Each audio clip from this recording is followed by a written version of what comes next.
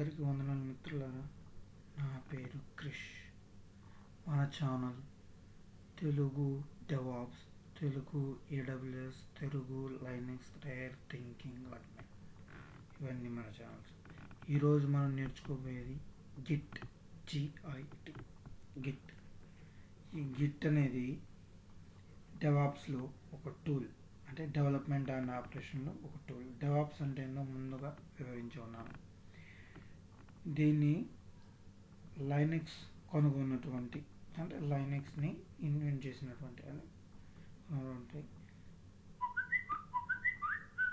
టెర్వాల్డ్స్, Linux టెర్వాల్డ్స్ దీన్ని కూడా కనుగొనడం జరిగింది. ఏప్రిల్ 2005లో కనుగొనడం జరిగింది. ఇది పూర్తిగా సి లాంగ్వేజ్ మీద ఆధారపడి ఉంటుంది. ఇది ప్లాట్ఫామ్ ఇండిపెండెంట్. దీన్ని గిట్ని వర్షన్ కంట్రోల్ సిస్టమ్ అంటారు. అంతేకాకుండా సోర్స్ కోడ్ మేనేజ్మెంట్ సిస్టమ్ అంటారు.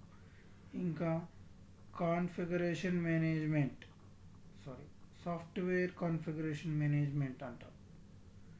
కాన్ఫిగరేషన్ మేనేజ్మెంట్ అంటే చెఫ్, పప్పెట్ వస్తుంది. సాఫ్ట్వేర్ కాన్ఫిగరేషన్ మేనేజ్మెంట్ అంటే గిట్ వస్తుంది. సోర్స్ కోడ్ కంట్రోల్ సిస్టమ్ అని కూడా అంటారు. అంటే గిట్కు ముందు ఇదే ఉండింది, source code control system. Revision control, ఈ విధంగా వివిధ పేర్లతో దీన్ని పిలుస్తారు. అసలు ఎందుకు ఈ గిట్ అంటే, ఇది వర్షన్ కంట్రోల్ సిస్టమ్ అంటే పేరులోనే ఉంది. ప్రతి మార్పుని ఒక వర్షన్ లాగా ఏర్పరుస్తుంది. వర్షన్ అంటే మనకు ముందే తెలుసు. ఫర్ ఎగ్జాంపుల్, ఏదైనా వర్షన్ 2.0 ఉందనుకోండి, దాన్ని ఏదైనా మార్పులు చేసినప్పుడు 2.1గా చేసుకుంటాం. అదే వర్షన్. అంటే ప్రతి మార్పుని ఒక వర్షన్ అనమాట. ఈ డెవలపర్స్ అందరూ కలిసి గిట్లో వాళ్ళ యొక్క కోడ్ని పెడతారు. పెట్టినప్పుడు మార్పు చేయాల్సి వస్తూ ఉంటుంది అనమాట. మార్పు చేయాల్సి వస్తూ ఉన్నప్పుడు ఒకరోజు చేసిన మార్పు ఇంకొక రోజు వెళ్ళి చూసుకుంటే కనిపెట్టడం కష్టం. కాబట్టి వాటికి నంబర్స్ ఇచ్చుకుంటారు. అంటే నంబర్స్ వాళ్ళెవరు, గిట్టే ఇస్తుంది నెంబర్లు. అదే వర్షన్. అంటే ఈరోజు 2.0గా పెట్టి దాన్ని రేపు అది నెంబర్ కింద ఏదైనా మార్పు చేసినప్పుడు అది నెంబర్ కింద మార్చి 2.1గా చూపిస్తుంది. అంటే నెక్స్ట్ రోజు, తర్వాత రోజు మనం ఏ చేంజెస్ చేసాం అని చూసుకునేదానికి సులువుగా ఇది ఉపయోగపడుతుంది అనమాట. ఏడబ్ల్యూఎస్లో కూడా ఇదే విధంగా వర్షనైజింగ్ ఉంది. ఇలాగే అనమాట. ప్రతి మార్పుని ఒక వర్షన్గా తీసుకుంటుంది. అంతేకాకుండా ఇది డెవలపర్స్కి బాగా ఉపయోగపడుతుంది. Complete history of their work, వాళ్ళ యొక్క పనిని కంప్లీట్, అంటే ఎన్ని వర్షన్స్ చేశారో అంతా ఈ గిట్ సేవ్ చేసుకుంటుంది. మనం డెవాప్స్లో చెప్పుకునే విధంగా ఈ విధంగా సేవ్ చేసుకొని మొత్తం వాళ్ళు యూనిట్ టెస్టింగ్, అంటే వాళ్ళ లోకల్ సిస్టంలో టెస్టింగ్ చేసుకొని ఆ తర్వాత మళ్ళా బిల్డ్ చేసుకుంటారు. బిల్డ్ చేసుకుంటే సిస్టమ్ టెస్టింగ్ చేస్తారు. అంటే టెస్టర్స్ చేసిన తర్వాత డిప్లాయ్ చేస్తారు. ఈ మామూలుగా జరిగే ప్రాసెస్. ఈ విధంగా మామూలుగా ప్రాసెస్ జరుగుతుంది అన్నమాట. సరే, ఇక్కడ గిట్లో ముఖ్యంగా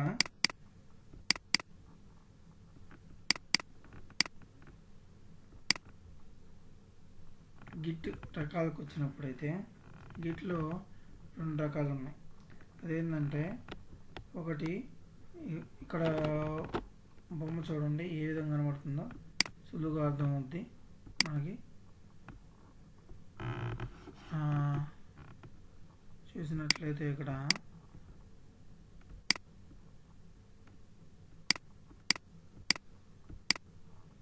చూడండి, కంప్యూటర్ ఈ విధంగా ఒక సింగిల్ యూజర్, అంటే సింగిల్ డెవలపరు ఈ విధంగా వర్షన్స్ కింద వర్షన్ 1, వర్షన్ 2, వర్షన్ 3 ఈ విధంగా వర్షన్ల కింద డేటాని చేసుకుంటున్నాడు, సేవ్ చేసుకుంటున్నాడు అనమాట. ఒకడైతే ఓకే. ఇలా ఎక్కువ మంది అయినప్పుడు కష్టం అవుతుంది కదా.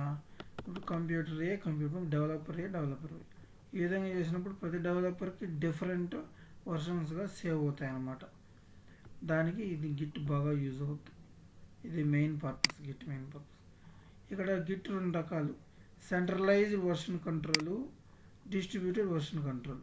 సెంట్రలైజ్డ్ వర్షన్ కంట్రోల్ చూడండి ఎలా ఉంటుందో. ఈ విధంగా వర్క్ ప్లేస్లో ఉంచి ఈ విధంగా అంటే డెవలపర్స్ డైరెక్ట్గా రిమోట్ రిపోజిటరీలోకి వాళ్ళ కోడ్ని పెట్టేస్తున్నారు.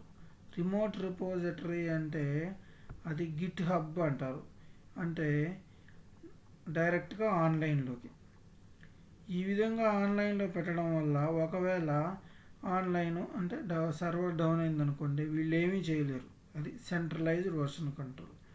ఈ సెంట్రలైజ్డ్ వర్షన్ కంట్రోల్లో మెయిన్ డిఫెక్ట్ ఏంటంటే సింగిల్ పాయింట్ ఆఫ్ ఫెయిల్యూర్ అనమాట. అదే అంటే ఈ విధంగా సర్వర్ డౌన్ అయినప్పుడు వాళ్ళు ఏ వర్క్ చేయలేదు, దాన్ని సింగిల్ పాయింట్ ఆఫ్ ఫెయిల్యూర్ అంటారు. అంటే లోకల్ నుంచి డైరెక్ట్గా రిమోట్ రిపోజిటరీకి అంటే ఆన్లైన్లోని రిపోజిటరీ డైరెక్టరీకి వాళ్ళ యొక్క కోడ్ని పెట్టడం అనమాట. దాన్ని సెంట్రలైజ్డ్ వర్షన్ కంట్రోల్ సిస్టమ్ అంటే వీళ్ళు డెవలపర్స్ డైరెక్ట్గా దాంట్లో కోడ్ పెట్టి దీన్ని కమిట్ అంటారు. కోడ్ పెట్టడాన్ని కమిట్. ఓకే, డౌన్లోడింగ్ కూడా చేసుకోవచ్చు. దాన్ని చూడండి డౌన్లోడ్ అప్డేట్ కూడా చేస్తూ ఉంటారు అనమాట డైరెక్ట్గా.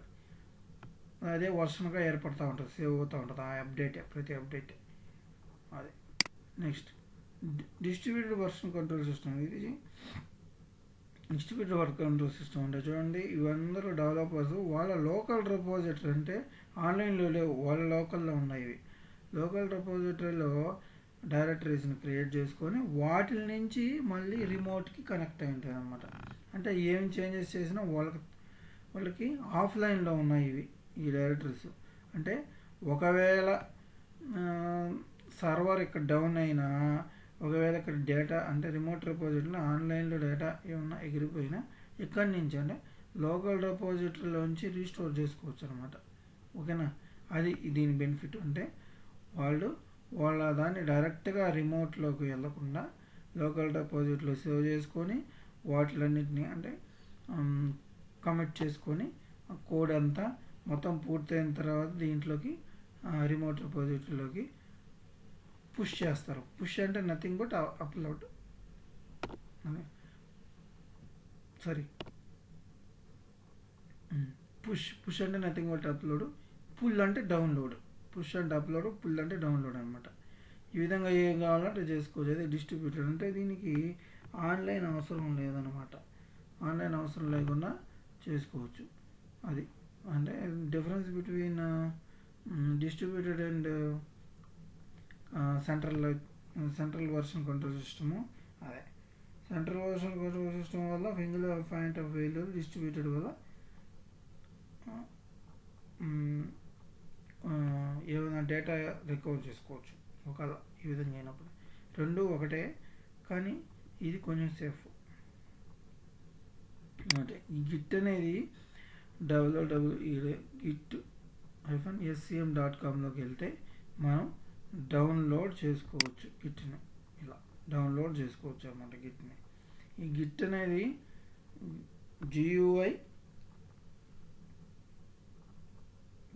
GUI CLI బ్యాష్లో మనకి లభిస్తుంది. చూడండి, ఇదే GUI యొక్క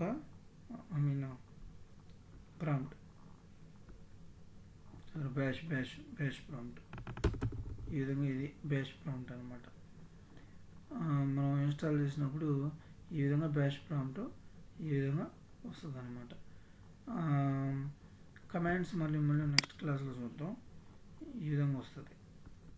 అసలు మొత్తం ప్రాసెస్ చూస్తే ముందు దీని వర్క్ ఫ్లో ఎలా ఉంటుందంటే, మొదట వర్కింగ్ డైరెక్టరీ, ఇది వర్కింగ్ డైరెక్టరీ నుంచి స్టేజింగ్ ఏరియా అంటారు. స్టేజింగ్ ఏరియా నుంచి Git repository, local to remote. ఇది working directory, staging area, local repository, local to remote repository అనమాట. ఈ వర్కింగ్ డైరెక్టరీ వచ్చి మనం చేసేది. స్టేజింగ్ ఏరియా అంటే కమిట్కి ముందు కమిట్ చేస్తాం, అంటే కోడ్ని సేవ్ చేస్తాం దీంట్లో. దానికి ముందు ఉండే ఏరియాని స్టేజింగ్ ఏరియా అంటారు అనమాట. ఆ స్టేజింగ్ ఏరియా తర్వాత లోకల్లో సేవ్ చేసుకొని లోకల్ నుంచి డైరెక్ట్గా దీంట్లో పుష్ చేస్తాం, అంటే అప్లోడ్ సంథింగ్ చేస్తాం. క్లోనింగ్ అంటే నథింగ్ బట్ ఏ నుంచి కాపీ చేసుకోవడం అంతే, అంటే డౌన్లోడ్. ఇక్కడ ఏదైతే ఉంటుందో ఇక్కడ యూఆర్ఎల్ ఉంటుంది, గిట్ హబ్, ఇదే గిట్ హబ్. ఇక్కడ యూఆర్ఎల్, గిట్ హబ్ అంటే ఒక వెబ్సైట్ అంతే, మన డైరెక్టరీని సేవ్ చేసుకున్న ఒక వెబ్సైట్, అదే రిమోట్ రిపాజిటరీ. ఈ రిమోట్ రిపాజిటరీ డైరెక్టరీ అని ఇక్కడ ఒక ఆన్లైన్లో ఒక యూఆర్ఎల్ ఉంటుంది. ఆ యూఆర్ఎల్ని ఇక్కడ ఇచ్చుకొని క్లోన్ అనే కమాండ్ ద్వారా మనం డౌన్లోడ్ చేసుకోవచ్చు. దాన్ని క్లోనింగ్ అంటారు, అదే క్లోన్ అంటారు అన్నమాట. పుల్లు లేకపోతే క్లోనింగ్ రెండు ఒకటి, ఓకేనా. ఈ విధంగా ఉంటుంది, ఇదే వర్క్ ఫ్లో అనమాట. ఇక్కడ బ్రాంచెస్ అనే గిట్లో బ్రాంచెస్ అనేటివి కూడా ఉంటాయి. బ్రాంచెస్ అంటే నథింగ్ బట్ కోడ్ని సేవ్ చేసుకునేది బ్రాంచెస్. For example code copying, for example production ఒక బ్రాంచ్, డెవలపర్ ఒక బ్రాంచ్, ఇవన్నీ కలిపి గిట్ మాస్టర్ బ్రాంచ్ మీద రన్ అవుతూ ఉంటుంది. ఇవన్నీ బ్రాంచెస్ అన్నీ కలిపి కన్ఫ్యూజన్ లేకుండా ఈ విధంగా చేసుకుని మాస్టర్ బ్రాంచ్లో కలిపేస్తారు. ఇక్కడ మాస్టర్ బ్రాంచ్లో కలిపేస్తారు అన్నమాట, అంతే, ఎందుకంటే ఏం లేదు. ట్యాగ్ అని ఉంటుంది, బ్రాంచ్కి ఉండే నేమే ట్యాగ్ అనమాట.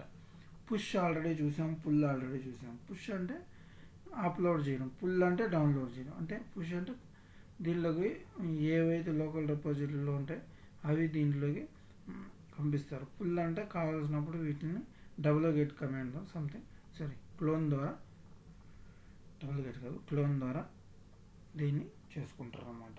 ఇది పుల్, ఇది గెట్. రిమైనింగ్ నెక్స్ట్ క్లాస్లో చూద్దాం. నచ్చితే లైక్ చేయండి, షేర్ చేయండి దయచేసి.